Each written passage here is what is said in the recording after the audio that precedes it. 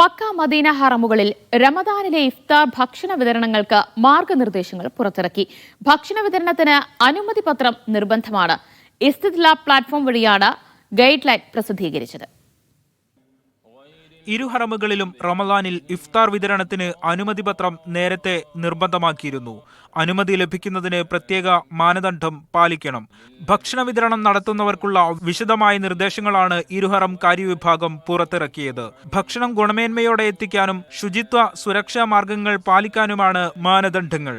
അംഗീകൃത സംഘടനകൾക്ക് മാത്രമായിരിക്കും അനുമതി ലഭിക്കുക.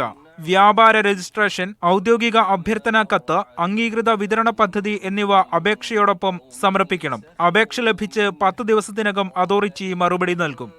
ഹറമുകളിൽ അനുവദിച്ച സ്ഥലങ്ങളിലായിരിക്കണം ഭക്ഷണ വിതരണം. പൊതുശുചിത്വം കർശനമായി പാലിക്കണം. വിതരണം നടക്കുമ്പോൾ യാതൊരു തരത്തിലുള്ള പരസ്യ മാർക്കറ്റിംഗ് പ്രവർത്തനങ്ങളും അനുവദിക്കില്ല. നിയമലംഘനം കണ്ടെത്തിയാൽ ആദ്യം മുന്നറിയിപ്പ് നൽകും. ആവർത്തിച്ചാൽ അനുമതി റദ്ദാക്കുകയും ശേഷിക്കുന്ന ദിവസങ്ങളിൽ ഭക്ഷണ വിതരണത്തിന് വിലക്കേർപ്പെടുത്തുകയും ചെയ്യും. Media 1 Mecca.